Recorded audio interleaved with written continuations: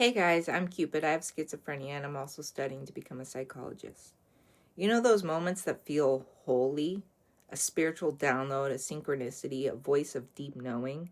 And then you share it with the wrong person and suddenly you're doubting yourself or even your sanity. As someone who lives with a serious mental illness and also has a powerful spiritual experiences, I had to learn this the hard way. Today I want to share 3 tiny boundaries that protect your spiritual life, especially if people have labeled you or your mind. Alright, a little mini story. For a long time, I didn't tell anyone about my diagnosis. I was sure that if they really loved me, they wouldn't be scared of it. But here's what I learned. Some people will absolutely use it against you. And who wants to tell a stranger, hey, I have a serious mental illness, and then watch their whole energy change? So I had to build new boundaries, not just around my diagnosis, but around my spiritual experiences too.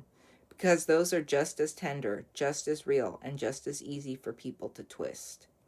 Alright, if your spiritual side has ever been called crazy, too much, or dangerous, listen to these. Alright, boundary number 1.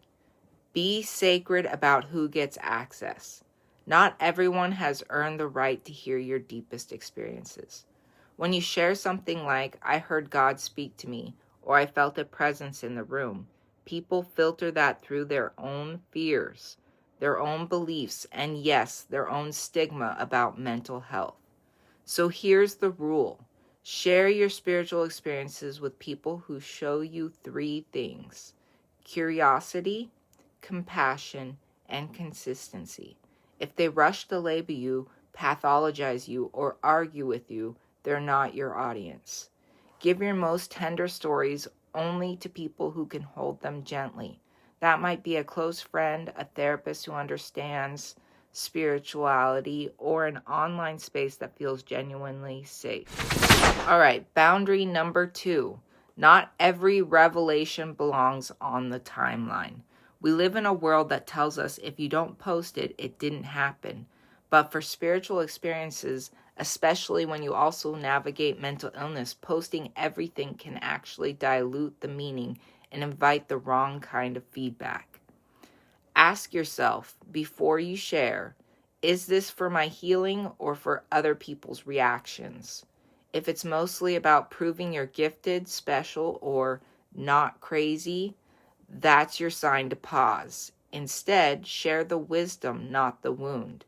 You don't owe anyone every detail of what you saw, heard, or felt. You can say, I went through something deeply spiritual, and here's what it taught me, without handing people your whole heart to dissect in the comments.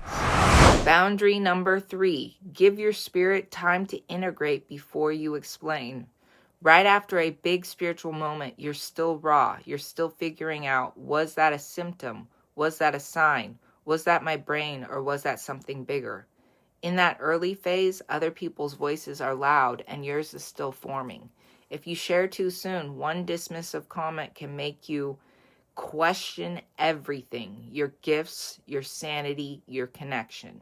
So try this. When something big happens, don't post it right away. Sit with it. Journal. Talk to one trusted person who understands both mental health and spirituality. Let your own understanding grow first. When you feel more grounded, then decide if and how you want to share. All right, time for a reframe. Your mind is not your enemy. Your diagnosis is not proof that your spiritual life is fake. And your spiritual life is not proof that your diagnosis is fake. Both can be true. You can have mental illness and also have spiritually meaningful experiences. Setting boundaries does not make you less spiritual. It actually protects the sacredness of what you're living through. If this resonates, if you've ever felt spiritually gifted but also labeled or misunderstood, you are not alone and you are not broken. Follow or subscribe for more on spirituality and mental illness as a meaningful, not shameful part of your story. Hit the bell so you don't miss the next video, and tell me in the comments, which of these 3 boundaries do you need the most right now? Who you share with, what you post, or when you keep it private. Thank you to all of my subscribers and followers for subscribing and following me. I really appreciate it. Keep sharing my videos. The more people I reach, the more people I can help, and I would love to help as many people as possible. Remember, I'm on 3 different platforms with these videos: YouTube, Instagram, and TikTok.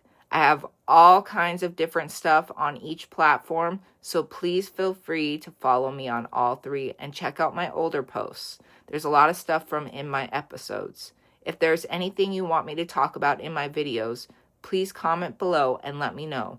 I will come up with a video for your topic. Be safe, be good to yourselves, and as always, I love you guys. Bye.